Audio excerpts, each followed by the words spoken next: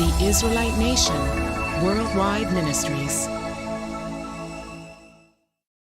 And nobody's going to respect you for that. And everybody. Yeah. It's us that are Buddhists. It's us that are Muslim. It's us that are, whatever. Everything. Even Egyptologists. Like, I mean, you Yes, name it. yes. They don't have something, so they'll make it up. They got Kwanzaa.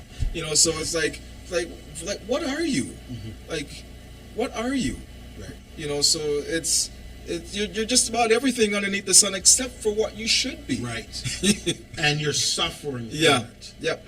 Everything that you pick up, everybody else that does their own thing. Yep. Hey, the guys in I'm not a geography guy.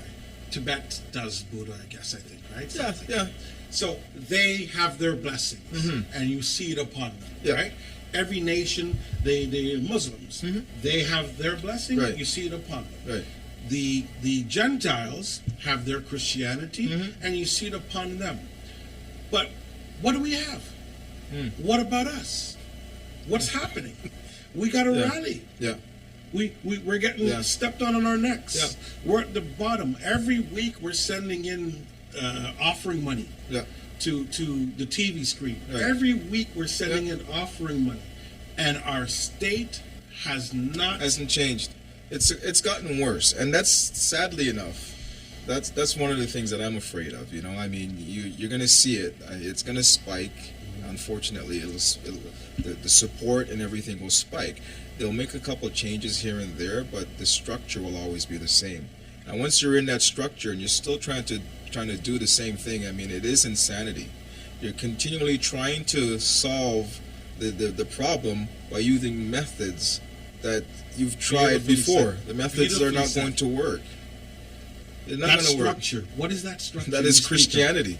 The structure of Christianity, it's never going to work for us as a people. It's like trying to fit a square peg into a round hole. It's just not going to work no matter how many times you try. It's not going to work because our identity is not out of that. And what most people don't understand is that there's something that's in place that's preventing it from happening, and it's called a covenant. Our God made an agreement with us. He made a covenant. Beautiful. That covenant that He made with us, He said, I will be your God, you will be my people. So regardless of what you try to do, there's just no breaking that covenant. So let's go there. Accountability. Yes. This is one of the things that with the temperature and the atmosphere of what's happening today, accountability really has to be discussed. Yes. Because we are beckoning because we are upset, right? Mr. Floyd, that happened, that upset me. Yep. It wasn't the first though. So now we stop. We stop burning the buildings. We stop. Yep. Now we're crying. Where does that cry go to? And what are we asking for? There you go. I mean, if you don't know who to cry to, and if you don't know who to pray to, you're just going to pray to what you think is going to work. But if you've seen the pattern for the past, we can go back and say 400 years. 400 years. You can see that pattern has never worked. Even the times where we reached a pinnacle of society for us as a people, like take, for example, Black Wall Street. If you take that situation and say we were at the height of economic power, we had political clout, we had everything. We also had Christianity. So we're still Christians. So it's if anything is built off of that platform, we as a people, we're not going to advance anywhere. So it's that element. And because of all that, you can see all the talent, you can see all the riches and the blessing. But you only go so far. And then it gets cut down. And then to boot, you are in the oppressor's system. The oppressor does not owe you anything. They have written it in their constitution how they want things laid out, and you were not included in it. They didn't write the constitution with the slaves in mind. They didn't write the constitution with the oppressed in mind. They wrote it for themselves. But so, why would the slave be? Come on. And that's the whole point where people are they're trying to they want equality, but you were never seen as equal or fit. So So unless you're going to tear up the Constitution and tear up everything that you have and start from scratch, which they're not going to do. They're not going to do that. Listen, the hired help, okay? Yeah. The nannies and the hired gardener and everybody. Every now and then, the family may say, you know what? Come and join us for dinner. Right? Come and sit at the table and join us for dinner. However, when it comes time to will writing and divvying up inheritance and the properties and monies and all that, the gardener may get a shovel, keep the tools. Yeah. Oh yeah. Right? Keep the tools. Yeah. You're not getting any of the bank account. No, because they have to hand it. It's inherited, so they have to hand it down to their children, and if not their children, then their relatives. It's staying in the family. It stays within the family, so it's there's absolutely no way. You might have every now and then somebody invited to the table, children of Jacob, so to speak. They might have their blessings every now and then, but on the grand scale of things, the majority of our people, there's absolutely no way. No. There's when no you see way. the pastor, Yeah. minister, bishop, whoever, in the mega shrine, right? 30,000 deep, they're looking down. Yeah. Nice suit. They're talking about the Lord is going to bless and the anointing and the money is coming to you and pull the lever with me and all that stuff. You're giving your money to him. Right. He's using the system of the slave master as they use it to pimp you. Right. He's wealthy. You are not. Right. And that's one of the things that I'll always respect Elder Shadrach for. I'll always respect this Israelite nation, Worldwide Ministries for. And that is because we do these things. And it's not a money issue. This hasn't involved funds or like we've seen it before. People might think, oh wow, that's a good idea. Maybe I could make some profit off this Israelite doctrine that you have. It doesn't work. No. This is not a money-making venture. There's nothing like we come here. We like for years we've been doing this. Like you were in Rise at 21. I was in Rise at 20. Like you come in and it's like you it's something that you feel a part of. Yeah. And never at one point in our lives did we ever say, "Hey, can I get paid for this?" Like it's not about it's that. foreign. Yeah. It's a foreign thing, and we take that lead from our elder Shadrach. Yes. In all the years that I have known him, not once has he ever said, "Well, guys, I need to start getting paid." Not once. As a matter of fact, he'll run from anything like that. If you even tried to say, "Here, elder, take," he'll absolutely not. And I understand it. And that I can respect because I see that with our forefathers here. All the prophets that are here, all the men of God. All the men of God in this book never once ever asked for anything. Never asked for anything in terms of payment. As a matter of fact, the story of Gehazi, when the whole story is like, you just go and give thanks and praise. Go and give thanks and to the God that liveth in truth, the God Almighty. Go give thanks to Him. To Him all thanks and praise belong to. Like these men in the Bible knew. They knew their job was to serve the people. They knew their job was to teach. They knew their job was to prophesy, and that was it. Nobody here ever took up a salary. Nobody here has a salary. And that's something that I will always respect. And you can just see it when that starts to happen, and when those things are involved, God is not present at all. That's why, we on our YouTube broadcast, when we're live, and the Cash App and all that, saying smash this, smash that. And if you want to donate, believe that none of that, none of the money, it doesn't go into anybody's pocket. No, pay for the electricity bill or what have you, and that's about it. Matter of fact, we're improving our ability. We're taking that money and improving our ability to get back to you, right? With technology. Yep. It's not buying cars and jets and suits. No, it's not. It is on a personal level because you enjoy so much to be able to teach what's in here, to be able to talk about what's in it, to be able to talk about your people and who you are. I mean, there's no greater gift than that, because for me, coming from a situation where your whole life you're completely blind, You're completely blind, and you don't know anything at all. You don't know to what God you pray to. You don't know what to do. You don't even know who you are. Like, I mean, that was me coming in as a youth. Like, you don't even know who you are. I have no idea, no identity. As I said, you're just black. But to find out that you actually do have a place in here, and not just a place, but you are the people that's being counted on to bring this truth out. This is your heritage. This is your culture. This is everything that's you. To finally come to that realization, and to realize that, you know, I'm not just anybody. I am actually somebody. I am more than somebody. I am the chosen of the God of Israel, and that is my heritage. It's, for me anyways, it's always been the most gratifying thing that I could ever have, that you can ever come to know of. You can't put a price on that. You can't buy that. You know, it can't be purchased. You can't even go to university. You can't go to school and learn these things. And No say seminary? that. No, there's no seminary. Yeah. There's nothing like that. This is all gifts of the Spirit, and it's the Spirit that will teach you. And once, you know, for people that are out there, like, we might say a lot of things, but the knowledge is there. But then there comes a time where the knowledge, you need to have the understanding of how everything pieces together.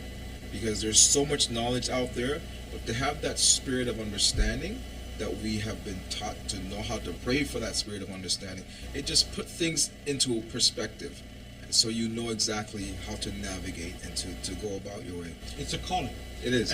Exactly as you said it, where Abraham was, you know, in Ur of Chaldea with his family, and God saw it fit that he is righteous and called him out.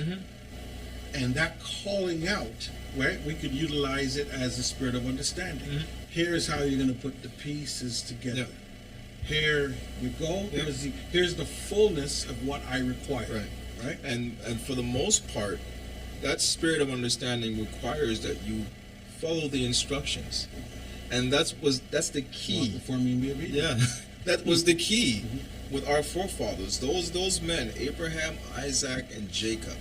Those three men, those patriarchs that we have, the key to them was they followed the instructions.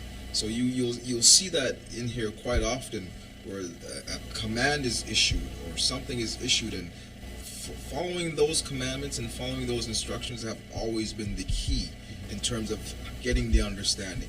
So that's where we reside, and that's how we try to pattern ourselves. We have those men to show us as examples as to how we should act and how we should behave. And it's little known that we'll explore these things as we go along with our podcast, as we go along with the lessons and everything that's being done. You'll start to understand exactly what it is that the Israelite nation does, and you'll see, okay, well, this is what they're about.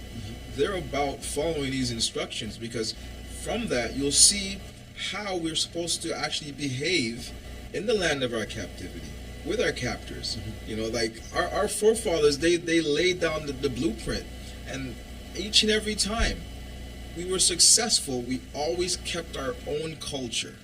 We always kept the things that we were supposed to do in the land of our captivity. It's only when we diverted from that and started looking at everything else, thinking that it was appealing, that maybe I can try that too, that's when we got ourselves in trouble.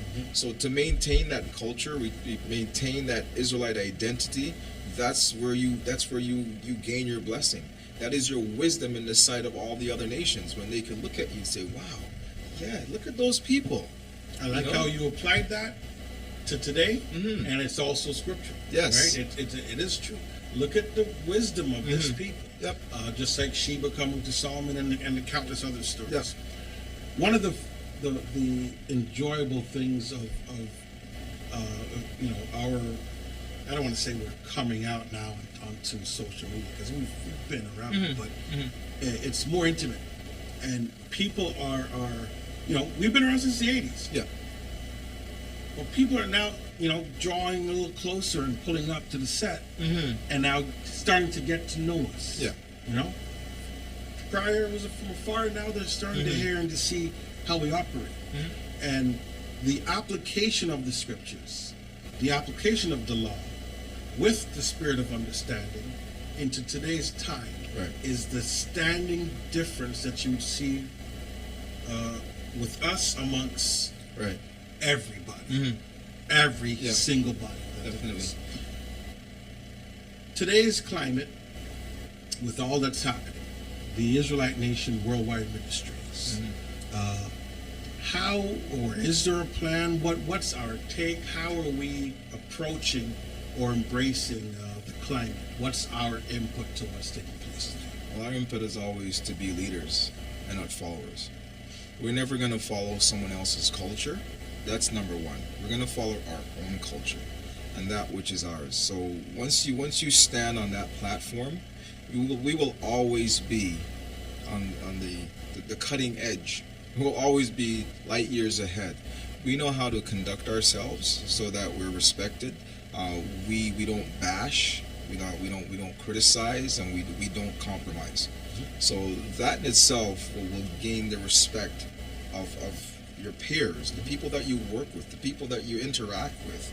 Like, people will respect you once they see that you stand up and that you're not pointing the finger, you're not trying to put people down. Like, we all are in environments. Like, for example, when this whole thing is over, some of us have to go back to work. Some of us are already at work. But you interact with people, and you understand that people are different cultures. So you respect them. But at the same time, you don't follow after them. You don't criticize. But we will always be on the cutting edge and doing that which is right. The application of wisdom. Because the thing about this Bible is that we were never always, our people, the examples are here. This is our manual. Our people were never in situations where we never had to interact with other nations. We always had to interact with other nations. But you're supposed to set the example. You're the one that's supposed to set the example on how to behave, on how to act, and how to better yourself. Everything else for us as a people will be left to our God. And that's always the key. Once we are in line with our Father and do the things that we're supposed to do, He takes care of everything for us. And that's how we rely on Him. We were never the greatest nation. We were never the most mightiest nation. And that's always been the key, because He was to be the person, the entity, the spirit, the God that would take care of our needs. And that's what He does. So we never have to really and truly go out of the norm, or to try to impress people. Like, it's impressive when we can rely on Him, because that's what He wants from us. So in this whole environment, everything that's taking place, again, you want to step out and be a leader. You want to show people that they say, well, we shall overcome is what they sing. Well, what we're going to show you is this is how we shall overcome. It's our God. We shall overcome with the spirit of knowing, with the knowledge, first and foremost, that foundation, that knowledge of who you are. That gives you so much confidence that you don't have to look for a handout. You don't have to ask people to make changes. The change first comes with self. And once you have that change within yourself, you can then start to practice that. And if you don't practice that, then there's not going to be any change. So the whole, everything else that your people are asking for, it's not a political solution. There's not going to be a monetary solution that's going to come and save us. We have to get back to who we are. That's the foundation that will make everything else. All the pieces will start to fit in place. The road will be built. The bricks on the road will be carved out. If that is taken care of. Once we go back to who we're supposed to be, that clears the way for everything else. So Control, Alt, Delete. Control, Alt, Delete. Control, Alt, Delete. Yeah. Stop the madness. Get out of the oppressor. Yep. Get out of his religion. Yep. Get from underneath his foot. The reason why the 400 years began with, at the beginning of that 400 years, was our disobedience to the laws, the statutes, the commandments. We turned our backs on our God. Point blank. We did that. Yeah, it goes deep. It goes so deep in terms of what we did. Like, we completely. That's why we're the people that doesn't know who they are. Like, that's the number one thing, because we completely made a 180-degree turn from being progressive to being completely useless as a tool. Yeah. A tool. And that's what we were. Yeah, it was because of that. It wasn't just a matter of disobeying. Like, we did some serious things. Iniquity. Yeah, to make God say that he would turn his back and not listen to your prayers anymore. There were some deep things that took place that we did and that we're still doing today, which is why everything is just compounded. It's like compounded interest. We got a whole bunch to pay.